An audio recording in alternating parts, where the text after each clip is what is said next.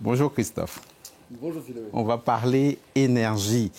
Pour commencer, est-ce qu'on va revivre les images de files d'attente assez interminables devant les stations-service en région parisienne dans les prochains jours à l'occasion du week-end prolongé de Pâques?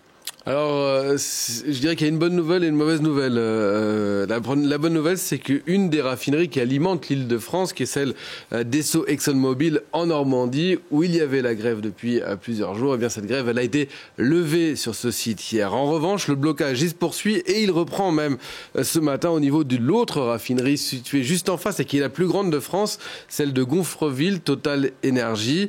La justice a estimé hier illégales les réquisitions de personnel qui avait été entrepris par le gouvernement. Les explications de Joanne Vanov. La pénurie de carburant en Île-de-France va-t-elle s'aggraver dans les prochains jours? Actuellement, 27% des stations sont en difficulté. Il manque au moins un carburant.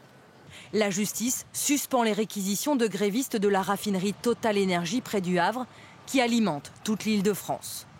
Le juge des référés estime que cet arrêté préfectoral porte une atteinte grave et immédiate au droit de grève des requérants. Selon cette avocate, le motif des réquisitions de cette semaine n'était pas légitime. Le seul motif invoqué par la préfecture était le besoin de permettre aux personnes en Île-de-France et en Centre-Val de Loire de partir pendant le week-end pascal. Et ça suffit pas à justifier ? Ça ne suffit pas à justifier une réquisition.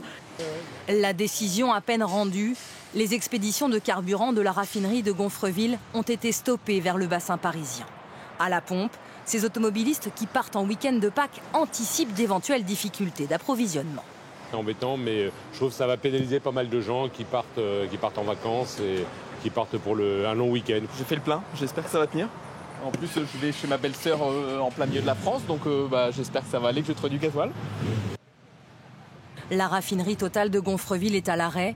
Celle d'Esso ExxonMobil, juste en face, a en revanche levé la grève et va réapprovisionner l'Île-de-France. Alors il y a des problèmes aussi autour du dépôt de Donge, près de Nantes, ou bien de l'Amède, dans le sud de la France. Tout ça pousse les prix légèrement vers le haut de l'essence. Et la bonne nouvelle dans tout ça, c'est que pour ceux qui vont trouver de l'essence, eh bien, le carburant sera plafonné à 1,99 €. Total Énergie avait déjà annoncé une telle mesure le 1er mars pour certains carburants. Là, cette fois-ci, la mesure elle est élargie à l'ensemble des carburants et surtout elle est prolongée. Donc à partir d'aujourd'hui, donc ce sera 1,99 € maximum, ce qui est déjà très cher pour l'essence. Un coup de pouce bienvenu alors que les prix du pétrole ont continué de monter toute la semaine après la décision surprise dimanche dernier de l'OPEP de réduire encore un peu plus sa production à partir du mois de mai. Et on voit que le Brent dépasse désormais les 85 $ le baril, alors qu'il était tout juste en dessous de 75 $ le baril il y a encore moins de 3 semaines.